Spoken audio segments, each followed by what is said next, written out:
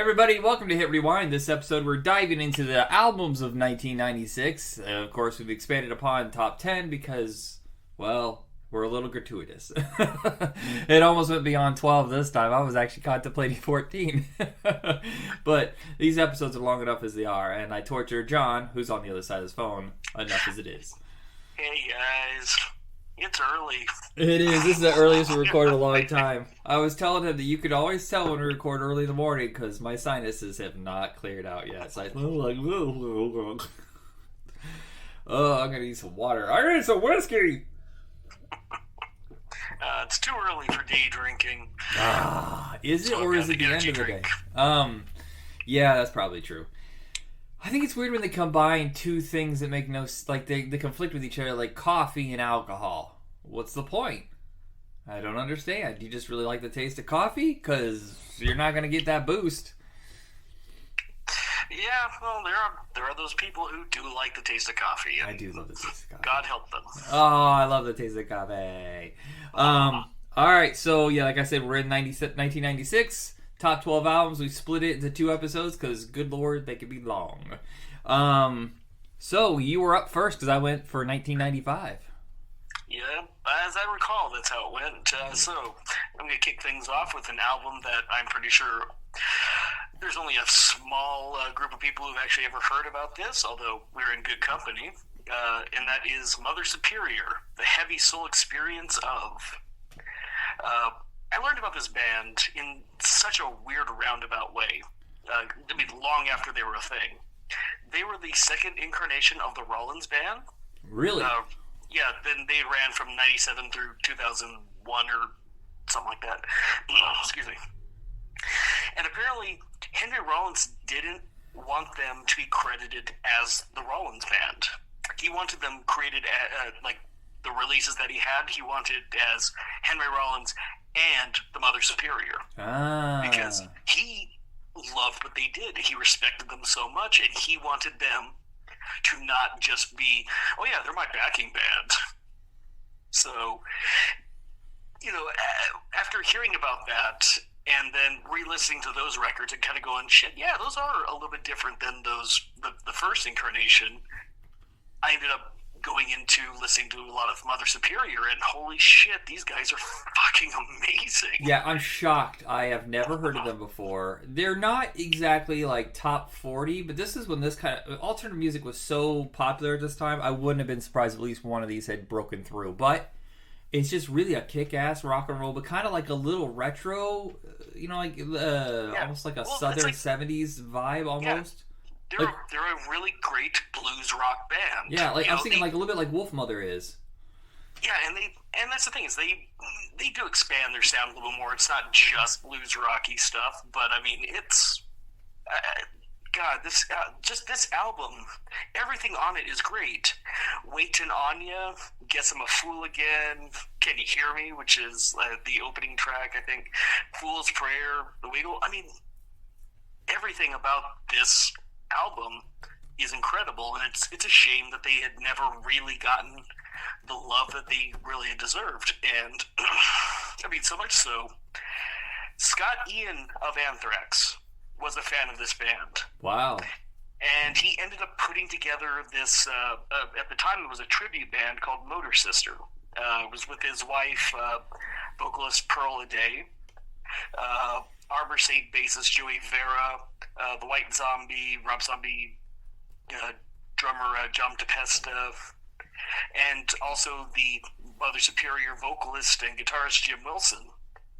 And they basically put out an album that was just full of covers. And the album was a little bit heavier. It was a little bit more of a metal album than what they did. But it fucking rips. I'll just tell you that right now. It rips. And last year, they actually put out a album of new music, and it's also really good. It's like an old school style heavy metal album. Yeah, well, that's the only thing that really gets attention anymore, because I feel like rock music and alternative whatever have really just hit a wall. Like, I haven't heard any new ground being broken, so it's just everybody's kind of going backwards now. Yeah, it's like this. It's old school style metal. So definitely if I 100% say try anything from the Mother Superior catalog, it's all good. And I really even say it's like starting here is even like the best place to begin because this is such a solid album. But it's like if you like this, check out Motor Sister 2 because damn. Was there anything you wanted to say about it? No, I already got in what I wanted to say. Yeah, it's one of those things where it's a shame that they never got the due that they should have. But what is your first one? First one is Fun Lovin' Criminals. Come Find Yourself, their debut album. Yes, they had an EP before that. I never really count the EPs. Those seem more like demos. Is that what you usually think? I don't consider them albums. I do feel that they are releases, but at the same time, it's like it would feel weird to like say cover the first Tool release. You know, it's not an album. It's tracks that never appear anywhere else, but it's the same way I feel about live albums too. It's like I want to cover live albums occasionally, but at the same time, you kind of like, yeah, but it's also not really new material. Unless it's stand-up. Stand-up is the only time where live is 100% new material. Oh, almost always. Fair enough. I know that there's a knee-jerk reaction to look at this band as a Beastie Boys knockoff or House of Pain knockoff. And I just feel like there's a whole a whole different vibe that they have going with the structure of their songs, the backing instruments, the samples they use. A lot of it just feels so unique of wherever it is that they grew up, wherever their sound came from. I know that the lyrics themselves can be a little too repetitive, but at the same time, I listen to electronica from the 90s, where they repeat around the world 9,000 times, so I can't bitch too much. I get the feeling this is an album that you probably didn't like. I actually own this. Oh, really? Okay. Okay. This was almost on my list. Just based on Scooby Snacks alone, because that's such a great song. But I do think the album is a very interesting listen. Now, I will also say I do think it is very performative. Like, these guys do have talent, and this is a fun listen. You know, do not get me wrong. Again, I own this stupid thing. I love it. I enjoy it much. But it's filled with some of the most faux mafioso bullshit I've ever heard. Oh, like, yeah. Well, it's just like the House of Pain with their Irish, like over-the-board Irish stuff. Yeah, this is the album equivalent to one of those gangsta Looney Tunes shirts that you would see. Now, this is the gangster equivalent of listening to first-year film students tell you all about their love of Scorsese, De Palma, and Tarantino.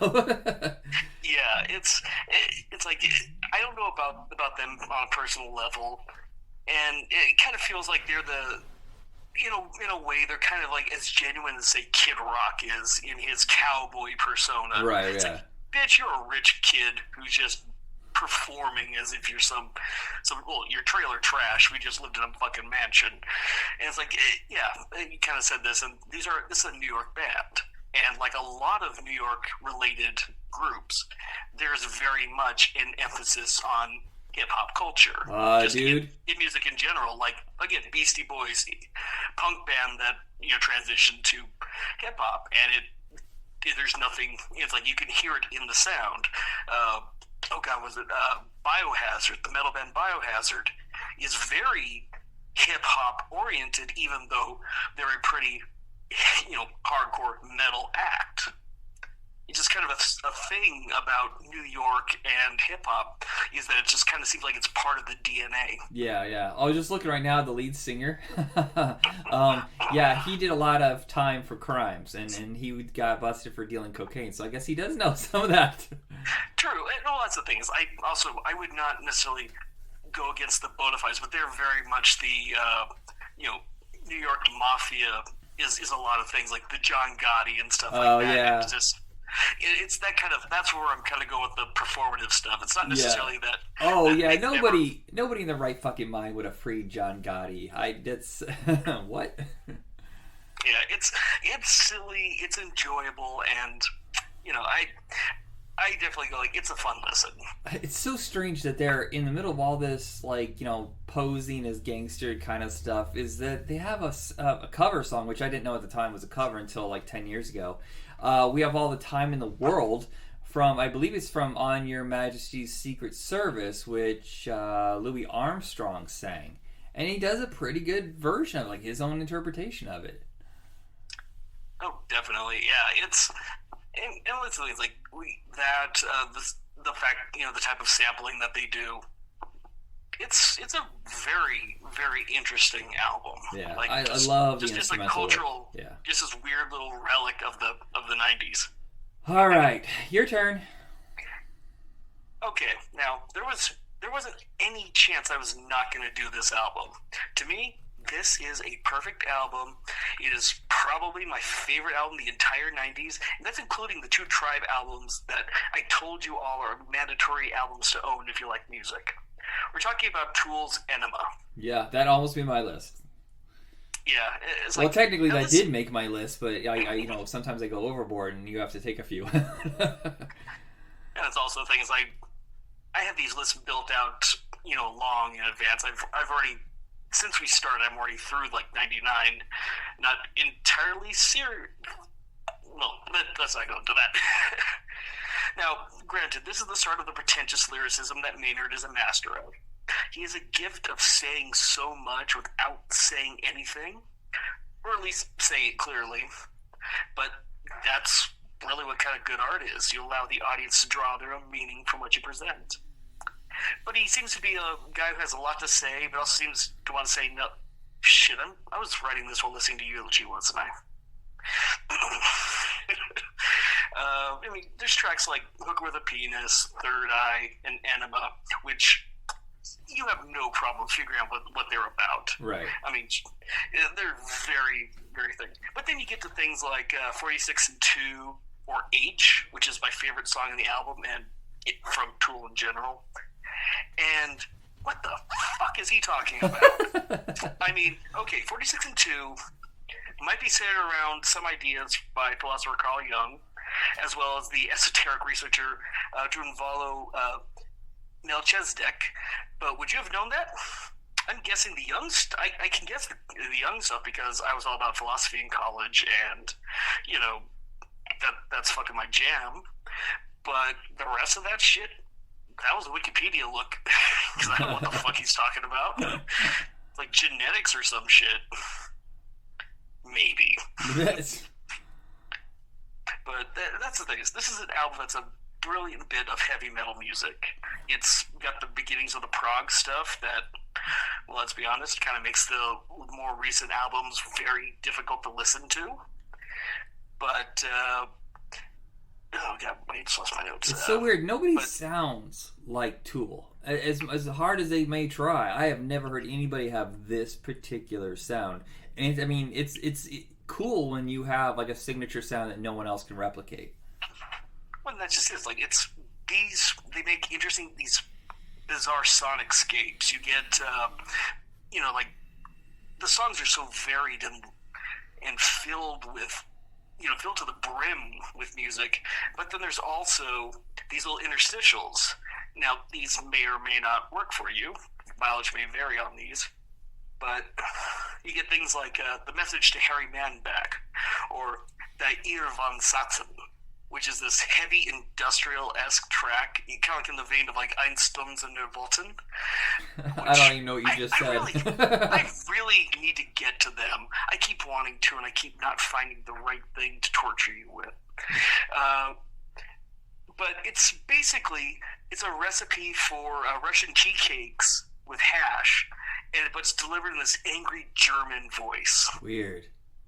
And it's hard and oppressive, and then when you realize what it is, it's just a big fucking joke. Yeah, you do that to me, I'm going to be pulling out some Backstreet Boys on you.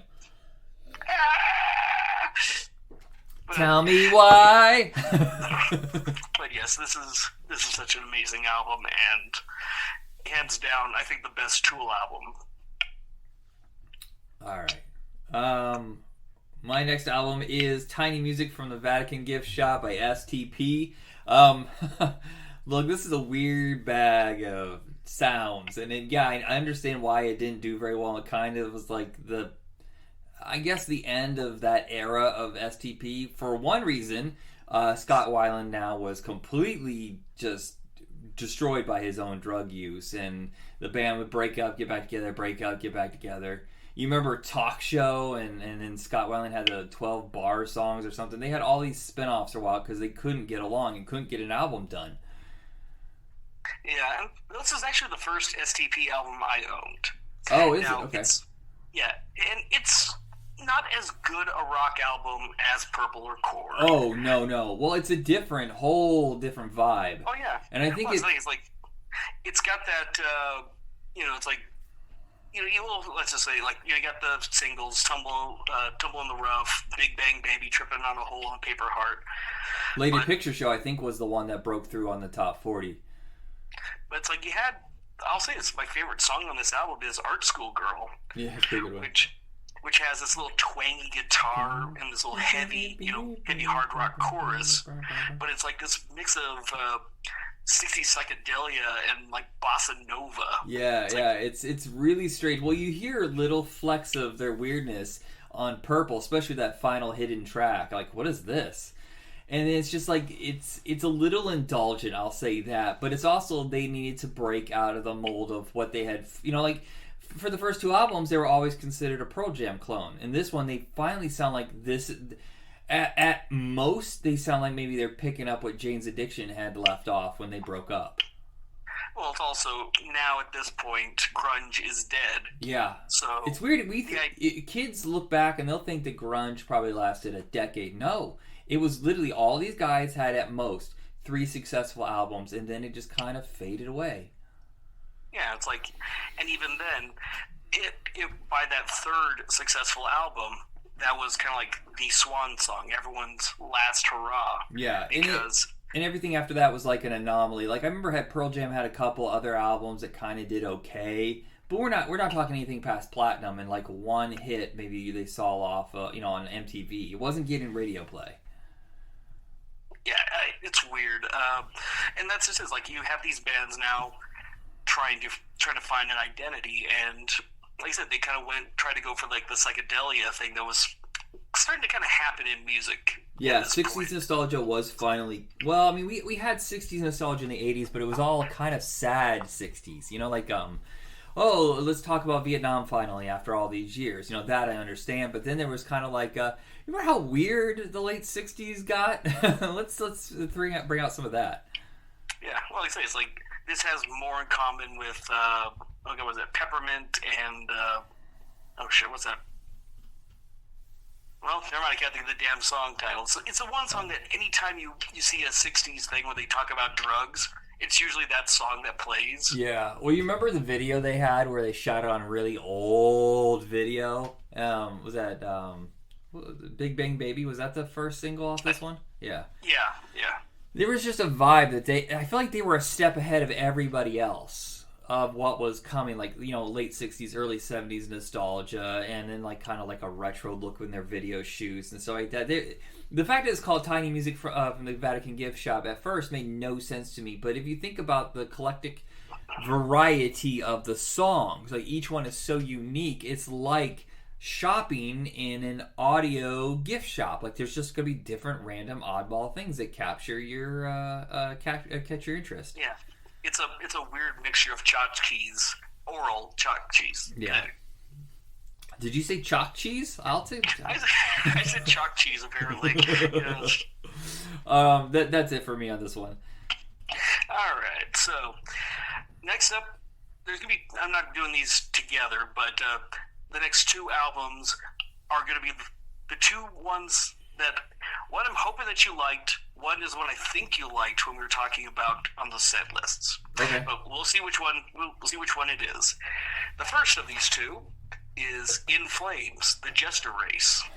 Is this the one that I couldn't find? There's one I could not find. Remember, I had to go listen to like a mixture of it. It wasn't the actual album.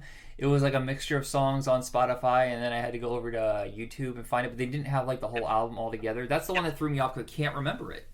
That was probably Underworld. Underworld, that's it. Okay. In Flames, I love the guitar work. I didn't like the lyrics. And you know me with the lyrics. I have to kind of, I don't like the... I kind of figured that the vocals would either work or not work for you, but you would love the music because this Okay, now I've been in the last couple of shows. I've been talking about like melodic death metal and stuff like that. This is one of the bands that pioneered the sound, especially the Swedish sound, which is referred to as Gothenburg because the Gothenburg sound, because that's where all these bands kind of came out of. When I really talk about melodic death metal, this is kind of where I'm talking about, because this really shows off the balance of the new wave of British heavy metal style music that is combined with like the faster thrashy riffs and the growled vocals that you get in this style of music. This, I mean, because like this is their second album. Their first album was basically just your standard death metal album with some folky elements. Is it true Icelandic death metal?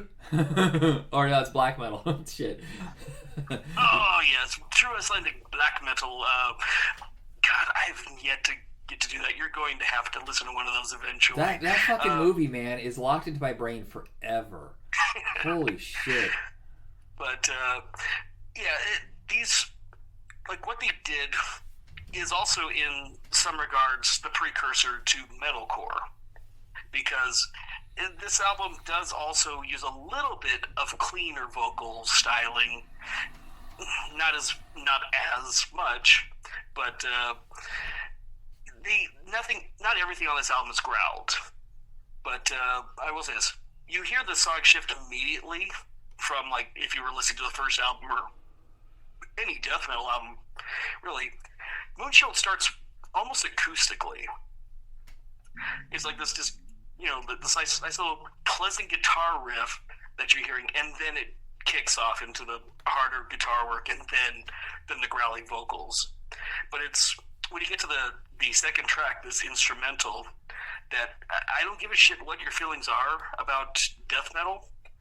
This is a banger, and it's an instrumental, and you hear how well these people can actually play. Yeah. It's not just oh yeah, they can play fast or they can play heavy. This is actual craft that these people are doing. Yeah, if the guitar work, the instrumental, I should say guitar work, sorry, it's more than just a guitar. If the instrumentals weren't so good, I probably would have stopped after a couple songs. But like I said, the lyrics are, understanding what they're saying. Well, not the lyrics, the vocals, I should say. Yeah. Is always the catch for me. If I can't get into it, I'm like, I don't know.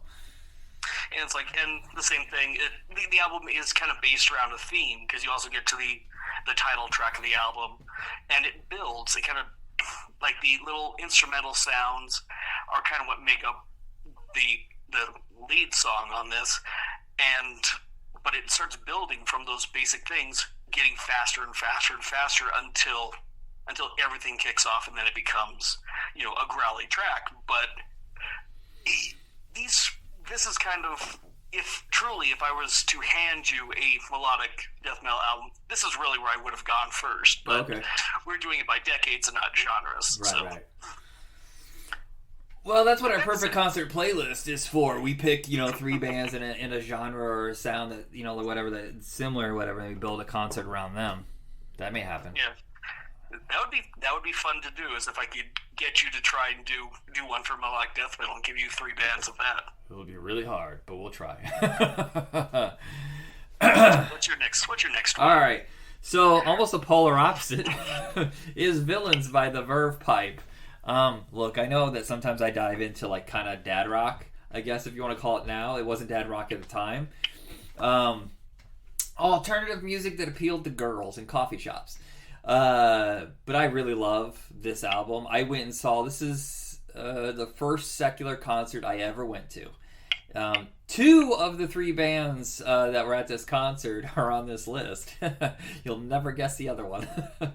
Let me see. Let me go down the list. Well, one of them was Cracker. So that Cracker was the headliner. Weirdly enough, I guess this might be a spoiler for the next show, but would it be The Urge? Yes, and maybe it's because I've told you this before. Okay, but Talk about really different sound. Yeah. Oh, I was saying, like, there was a different one that I was going to say, but I'm going, no, you're saying don't, I couldn't, try and take a guess. It wouldn't be the slightly more obvious one. Yeah. Okay. We could have guessed the Wallflowers, I guess, if they had been, like, just opening up, but I think they were already established by this point. But, it was summer of 97, because I remember that, I'm trying to think now. Okay, so, no, it was 96. Okay, so, so at the time, the hit was not Freshman. I mean, that was a year later, and that's what finally blew them up. But Photograph is the one that I really like because it's this weird keyboard thing in the background, like the lower sound. What do you call it? I'm not a music person. I don't really know what they call that. But I remember just that really, like, that little hook of the keyboard really locked into my brain. I thought, this is a pretty catchy song, whatever. And then I heard that they were going to be with those other bands. I didn't know who The Urge was at the time. And that was what they were known for. And then, like, a year later is, like, the Freshman broke out or whatever. And I was like, wow, that's a long gap in singles, on an album from, like, you would think that the distributor, the label, whatever, would have been like, well, throw it out. We're done. We're not going to stretch this out. Well, that's kind of what happened with Bush. Most of their stuff really came out in 95 after that album dropped. Yeah, that's weird when there's a long gap. But, I mean, this is a little bit harder rocking than people would think if they're just basing it on the Freshman, which is kind of like the way Brick was for Ben Folds 5. That was a really, like, sad song, but a lot of the stuff's more lively than that for them. And I also have a little bit of a love for Verve Pipe because they're almost local boys. They tour around here all the time because I'm in northern Indiana and they're from lower Michigan, so they're always around here.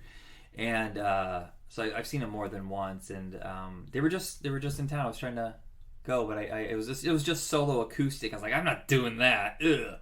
Seriously, is that wrong? When I hear that there's an acoustic show and it's solo, I'm like, nah, I'm good. I don't want to do that at all. Well, I'll say this: I'm pretty sure I've heard stuff by them because of MTV, but I had no recollection of it, and honestly, I did not dig it. Yeah, I thought it was a little too soft for you. Well, they have that 90s post-grunge alternative sound, which a lot of bands did. And I'll say it didn't hit me like, say, Goo Goo Dolls or Brother Kane did, where it's like, how did I miss this sort of feeling? It just, like, it kind of came off like D-sides, off of, it's the lower cuts off of some of the, like maybe say like a Pearl Jam or Stone Temple Pilots tribute album. Yeah, and like I said, a lot of it is nostalgia. They were huge around here, so I listened to them a lot. And Villains, of course, was their second single, and I'm kind of surprised that one didn't go anywhere. And then, like I said, like 8 months later, whatever, after Villains came out and didn't even chart, if I remember correctly, then all of a sudden, like, Freshman is the one that everybody got into. But I think Photograph is the best one off here. I just think it's a really cool, like, just chill, driving kind of album. Yeah, and that's the thing. There's nothing wrong with having one of those things and digging on it. Yeah. It's kind of like you said, it's the kind of like the coffee shop music. Yeah, and then this is the era where that kind of takes over because we have like Vertical Horizon, Tonic, the Verve Pipe, Wallflowers, that kind of era. That adult alternative, I guess, is what you would categorize this as. It's like you were out listening to music that could potentially get you laid. I was out listening to music that I would go and punch a person to. Oddly, didn't get that late. All right, you're next. Okay, here's the other one, and I guess this might be the one that will surprise me. Amorphous, Elegy. I was shocked that I liked this. I really, really like this. And I've been telling people who I know that are into metal or whatever, like, check this out. I don't know how I never heard of them, but here we go. Well, it's like, definitely if you had heard, like, the first 2 albums, it would have been an immediate turn-off, and I get it. Very harsh guitar, very growly vocals, although on their second album, they do a cover of Light My Fire that's really fucking good. But basically, they started making this journey to change their sound into this more folk metal style. And they're opting. They got a new vocalist who's doing a far more clean vocal. So I'm sure that's where a lot of it helped. Was the guy was singing a hell of a lot more than growling, and it's like they started taking inspiration from these traditional Finnish ballads and poems, such as ones that kind of come from the Kentel. Why can't I say the word? Kentelinar. Kentelitar. Kentelitar. Yeah, there we are. I thought you were having a stroke. I wasn't sure what was happening. Yeah. I'm trying to say these things and I just can't. Brain is looking at word. Mouth cannot say it. But it's like, that's the thing is, while in the States, death metal was basically just a bunch of bands doing their damnedest to out-gross or out-angry or out-Satan each other. And then, but in Scandinavia, like In Flames and these are bands who are actually trying to make it in genuine musical art form and be like, hey, look, we're not necessarily running for a top 40 spot, but we're not going to sit there and just have people, oh, never mind, I've got a cat running around. You got to get that? No, it's fine. Okay. But it's like they're trying to actually, make this an art form and be like, yeah, we want people to actually take us seriously, not think that we're just a bunch of crazy kids running around with knives stabbing things like those Norwegian black meddlers. This is definitely something that people really should check out. If anything, this blends genres in a way that you really wouldn't expect, because there's this folk sounds and traditional folk music, along with metal and 60s psychedelia. Psychedelia is in some of these songs. It's way different than what you would expect. But that is it for me. Alrighty, so my next one is Evil Empire by Rage Against the Machine, an album that Rolling Stone gave only 3 stars out of 5, and I don't understand. Actually, I kind of agree with that. Ooh. I love Rage. I think Tom Morello especially makes some amazing music. The 2 opening tracks on this album are so fucking baller. They are. But the problem is, it doesn't really work for me, like the albums that's surrounding it. And it's not like the messages get lost or, like I said, Tom Morello, he's making interesting guitar sounds. But it doesn't hook in the same way that the first album or the subsequent album do. It's not necessarily that the songs are boring, but just it does feel like they're not breaking any more new ground. It's a little repetitive thematically as their first album. Yeah, you kind of hit a brick wall with Vietnow, the 3rd track on the album, and then it does kind of pick itself back up a bit on that second half, because Wind Below, Year of the Boomerang. Yeah, Year of the Boomerang, I think, is my favorite track on the whole thing. Yeah, those are all solid. Down Rodeo is an interesting idea. I don't know if it necessarily works as well as Zach hopes, but it's like, it's a weaker effort. It is kind of the sophomore slump album, and it's weird because it's still, you still hear interesting guitar sound, and they're not being lazy in any way. It's just, I don't know. Yeah, I wonder if that's why it took them 3.5 years to do a follow-up, and then they were basically done. Maybe he just didn't have anything else to say. What's shocking to me is that he sat out like the whole last administration. What the fuck? We really needed to hear from him. I guess he had like one band, but they didn't go anywhere. Like Year as a Lion or something like that. Something like that, yeah. Day as a Lion. But I was just shocked that nothing really happened. Then you hear that band where they team up without Zach and they got Chuck D, and I'm like, well, this is okay, but it's still not what I expected during this era. This is a madness era, and they have nothing to say? What the hell? Well, Prophets of Rage was an interesting thing, but yeah, it's like, in as much as it came far later than it needed to. Trying to see where this even I guess back in the day when you could debut with 249,000 copies in 1 week, whereas if you got that with a whole album now, it's a miracle. Oh, streaming, you fuck so much stuff up. Yeah. Same thing for physical copies of movies. All right, what is next? All right, next one was the one that you had to explore different options of listening to because, damn it, Spotify took the album away and then brought it back for whatever fucking reason. I'm still not sure I even got what you wanted me to listen to because it was such a hodgepodge mess.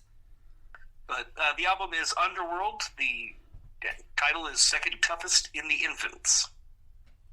Now, this is a group that started off as this pretty crappy synth-pop band. I mean, fucking seriously, just don't look up Underneath the Radar or Change the Weather. It's not worth it. I thought it would have been like, oh, I should check this out. I really love this group. Let's hear what they sound like before. Oh, they made the right call. Yeah. Because they ended up making this dance music album called Dub No Bass with My Head Man. And it's phenomenal. I really, really was going to cover it, but I wanted to hold off because this is even better. And they hit it really big with this album, partially because it's killer, but they had also 2 songs that were featured in Train Spotting. You had a remix of their song off the first album, Dark and Long, and then this non-album track called Born Slippy.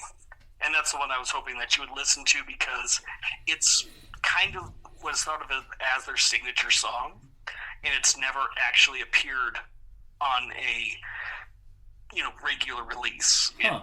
In subsequent releases, like the extended version of this, it's on there now. On Greatest Hits albums, it's on there, but it was never actually on this one. But off the album proper, it's best known for a song called Pearl's Girl, which is this extremely dancey track. And what's like, this is sort of stuff that it's really, especially Underworld in general, it's really good for activity. You listen to this in the gym, you listen to this while you're driving. Or mowing the yard every 2 fucking days. Which I'm now at the point of doing. But what's kind of fun about this album is, because the songs on this are long, but there's kind of a reason for that. There's multiple tracks that exist in a harmonious balance. Like the opening track, Juanita, Kiteless, To Dream of Love, is 3 songs that intersect each other at various points of the track. It's not just that, this track ends and it just, fade, like a fade out into the next thing. It's elements of Kiteless flow into Juanita while you're listening to it, and then it just kind of transitions away from Juanita into Kiteless, and then into Dream of Love. They're just these, there are multi-song suites where they all work together as a single piece, but they're also 3 specifically individual songs.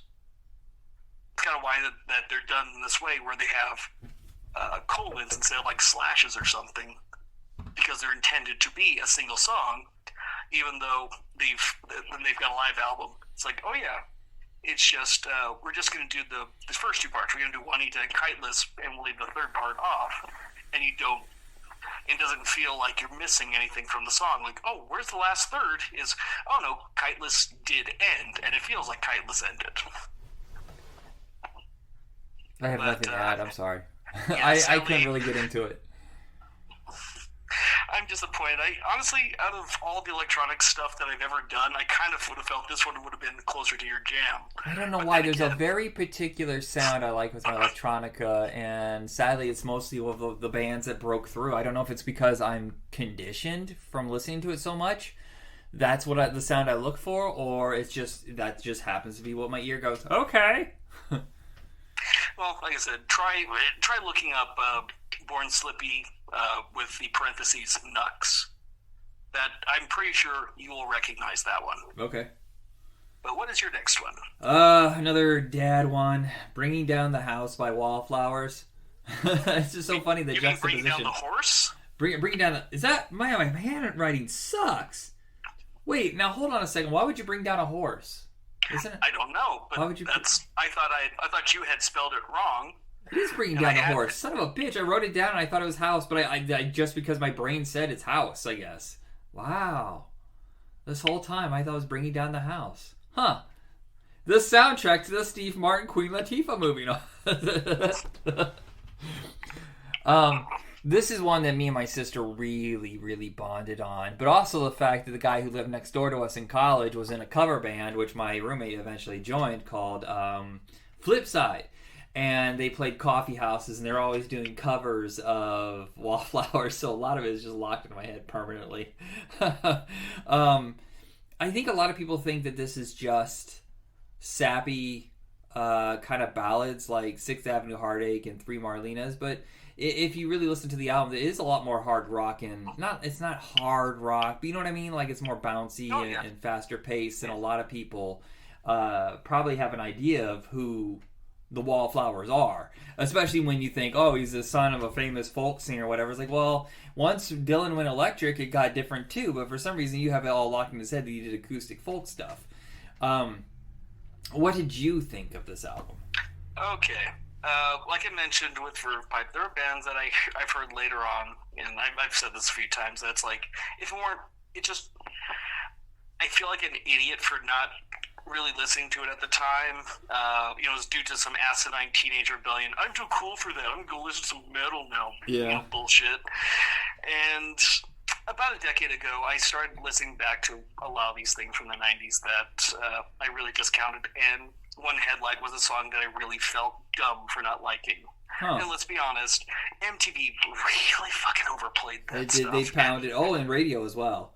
Yeah, and well, it's like, especially when Total Request Live became a thing. Oh my god, yeah. It really ruined a lot of music. I wonder, when did TRL even debut? I'm wondering, because, there's so many iterations. It was like 98 or something like that, 97, 98, so we're not in that era, but I still partially think it might have been one of the songs that was on the tail end. It hasn't yet, but you can feel like it's headed that direction. It starts in the fall of 98. Okay, yeah. But that's the thing. It's like, I won't go and say this was a favorite album of mine, finally having listened to the whole thing. But I do think it's good. Oh, I'm glad. And that's the thing. Is like, knew that he was Dylan, Bob Dylan's son and all that stuff. And it definitely, he's not trying to be his dad. And that's definitely a good thing. Because but he's not doing it in an obvious way. Like, I'm going to totally pick a whole different genre, something to completely, rebel against. He's like, no, this is just my thing. Yeah, it's like, I enjoy this, and I'm going to do this. And it totally works. And, it's like, I do feel bad for discounting it at the time. It's not 100% my jam, but I do think it's definitely a good album. Yeah, I say go towards the end of the album, and God Don't Make Lonely Girls is a really good track. Yeah, it's like, I stand by going, yeah, dude, don't be an asshole. Give it a shot. I'm curious, how old were you in 96? I was 15. Okay, and now you don't have to answer this or not, but I'm curious, did you hang out with a lot of women, or was it mostly just dudes? Just mostly dudes. So mine was a real strong 50-50. Then in college, it almost became 70% female and 30% guys. So my whole music taste in college is a lot different than I think it would have been the way it was in high school. I know part of it's having a younger sister, and we all had I got along with her friends, she got along with mine, so it was just like a big group effort. And then in college, I was in theater, and of course, there is just like a big hodgepodge of everybody. So I don't know. I feel like with that, I got more variety, and I can't begin to tell you how many times I saw movies in theaters. Like, as a dude, you wouldn't expect me to, but if you're your three female friends wanted to go to the movies, and you fucking love movies, you're gonna go see some girly movies. True, and that's the thing. It's like, some of these stuff I didn't listen to at the time. It's subsequently gone back and it's like, oh yeah, this album is fucking killer. Yeah. But it's like a big chunk of what I ended up owing a lot of my musical taste to with my friend Lauren, who he really kind of turned me on to a wide variety of music, whereas I was heavy metal leaning kid, but it's like, listen to rap, listen to minor things of techno and stuff. And it wasn't until I had, because he was a friend before high school, he ended up going to a different school for a good chunk of it, and then closer to the end of high school, we reconnected, and he kind of blew my mind open to a lot of different stuff, and a lot of the reason why I have a hugely varied musical taste is because of him. Yeah, I think it's good to have friends like that, because I know we're going off on a side note here, but so during this time period, I usually listen to heavier stuff and hip hop when I'm in the car, because I was delivering pizzas during college. So when I was by myself, it was usually the heavier stuff. It was usually the more eclectic and weird stuff. Sometimes like industrial and electronica is what my friend Aaron was into. So when I would go home, because we went to different colleges or whatever, I would go home and then I would listen to that stuff. And then, like I said, all the stuff that was more female friendly, I would listen to when I was with groups of people. What's your next album? All right, my next one is Razor Blade Suitcase by Bush. That almost made my list too. It's another one where you're like, I got too much. Well, that's the thing is, this is the Bush album that I love the most out of their entire catalog. And their most recent albums are really, really good. But it's a shame. This album was ripped to shreds when it was released. It's a shame because it's light years better than that debut. Well, I think it's because the first one, it's kind of like the way it is with any album that has so many hits, that people get a little exhausted by them and they want to go away. Thank God they didn't go completely away from Bush like they did with like Hootie and the Blowfish. But that had 6 hit singles off that one album, and I think people were a little burnt out by that time. Because this came pretty close to what was the final track? The one from Fear, Machine Head. I mean, that was only 6 months. Machine Head, yeah. It's like this album. I was reading like what some of those complaints ended up being, and it was like, this album doesn't have any hooky riffs, which is honestly a stupid fucking complaint. Yeah. Some people just shit on it because Steve Albini was the producer. It's like, but it's like, if it had those hooks, it would just have been, oh, Steve Albini produced it, so fuck this album. It's like, come on. You had Greedy Fly, Swallowed, which are both amazing songs, Mouth, which the remix really was the single, but still a really good song, called Contagious. Like, yes, this is a darker album. You picked an album kind of like this, where it's the lead singer dealing with this kind of the shitty situation their life has kind of ended up in. And while that album has kind of gotten a renaissance and a cult following, this one really doesn't seem to have. And I genuinely don't understand, because it's a little more subdued. Sure, it's not quote-unquote... Actually, you know what? This is probably more grunge than their first album was. Yeah, it's just not as radio-friendly, I think, is what they're looking to say. Yeah. Now, it's... I'll say, with someone trying to examine, where, the breaking up and the loss of love and the pressures of becoming famous pretty damn quick. Let's be honest, this doesn't come off like it's excerpts from a teen's live journal, This does kind of feel mature and thoughtful and still filled with bullshit lyrics that make no fucking sense, but somehow he's able to actually say them and they sound good. Like some of the shit from the first album. Oh God, I love Bush, but not the president. Or the sex organ, but yes, I love the band, but yeah, I will still say he writes some esoteric stuff that doesn't land as well as it really should. But this is still such a great album. Yeah. I think they're kind of forgotten when they talk about the grunge, because they kind of broke out towards the end of the grunge. I don't know. No, they're more of the British Invasion, right? Yeah, they are. If you go if you want to technically say it, yeah, they kind of are a grunge band, even though their first album was basically released the year grunge died. Yeah. But it's even so.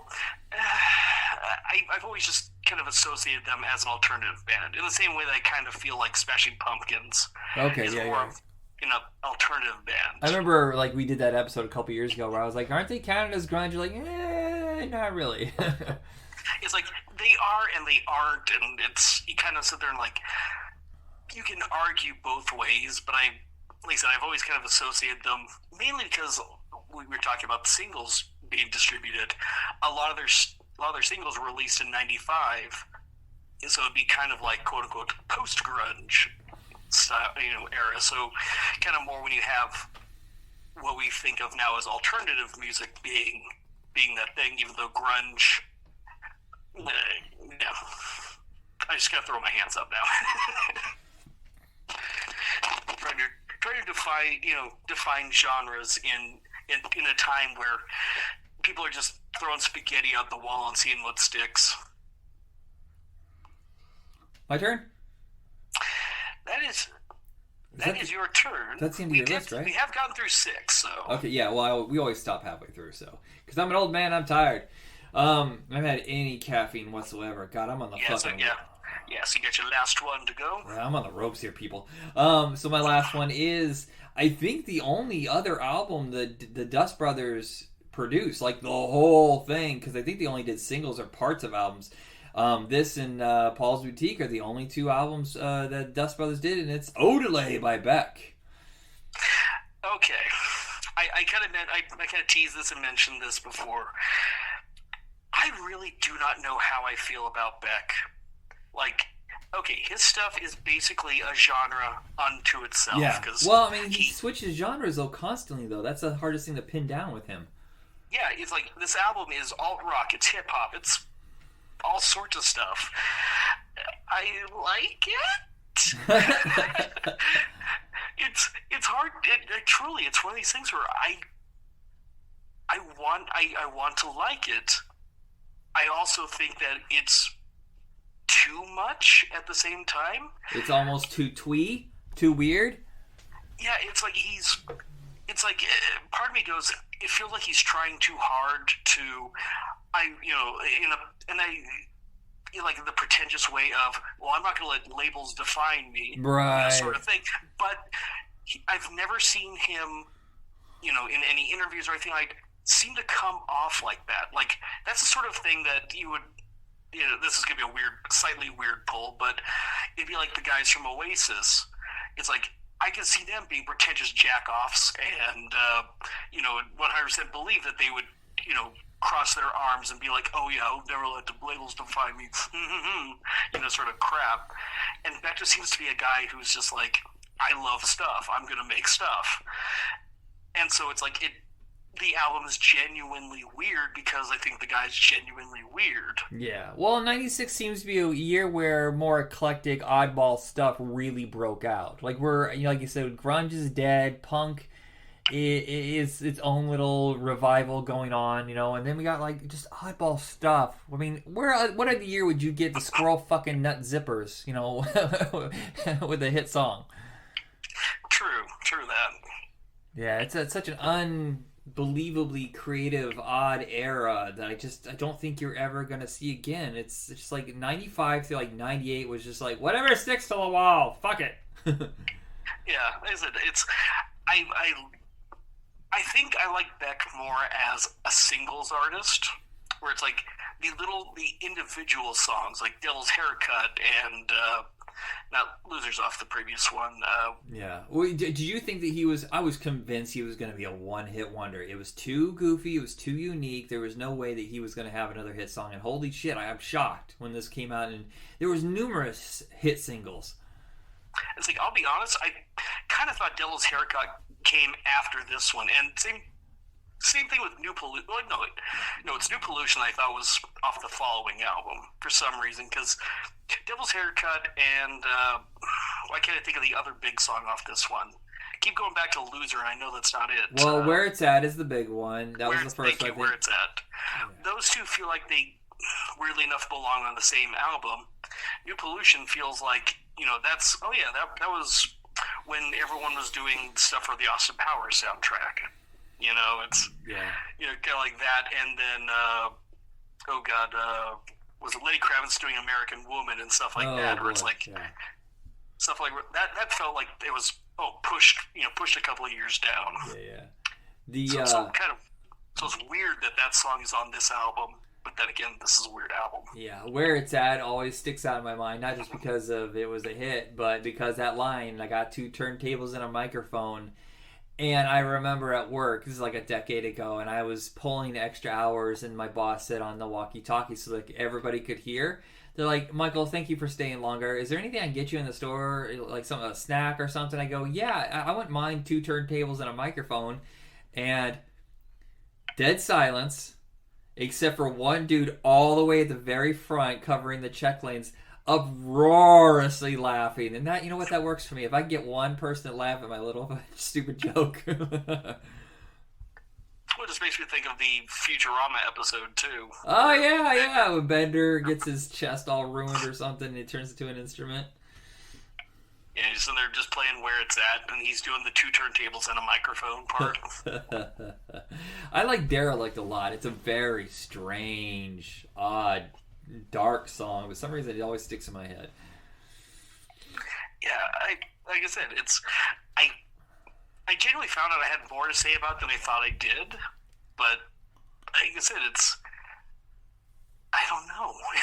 I remember after this, though, like, everybody was revved up for his 98 release, and it was, like, just folksy shit. What the fuck was that about? But I think that's part of why I have a hard time coming up with feelings about him, is because I don't know what I'm going to get. It's a mystery gachapon of sound, and I never want to buy an album because I don't want to be disappointed. Right, you never know what you're going to get, because, like, yeah, Mutations was the one that was all sad and slow, and then all of a sudden he has, like, a fucking disco-influenced 70 vibe album with Midnight Vultures.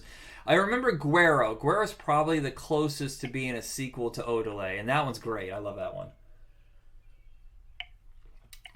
Sorry, I was drinking.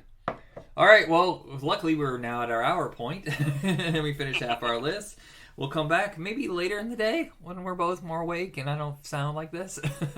Anything else you want to say before we go? Shit, you heard the Urban albums I talked about. Listen to them; they're amazing.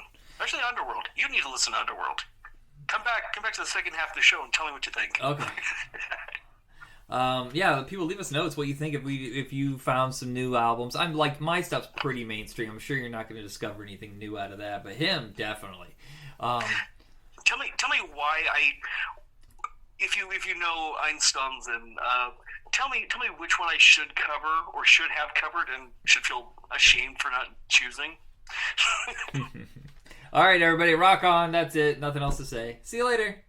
See ya.